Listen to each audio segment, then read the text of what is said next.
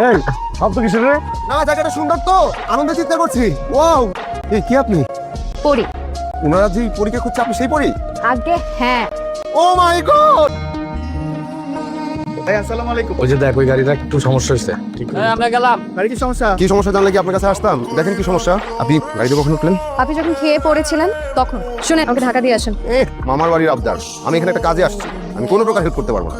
হ্যাঁ, আপনি কথা বলে কি বুঝে বলেন না? অবশ্যই বুঝে শুনে কথা বলছি। এটা কি হচ্ছে? ফেসবুকে ছবিটা পোস্ট করলাম। জি আব্বা, খরচ করার চেষ্টা করবো আব্বা। আরে গদার বাচ্চা, ফেসবুক দেখ। আব্বা ওই জ্বর আইছে আব্বা। আর বাপন আইছেন রে।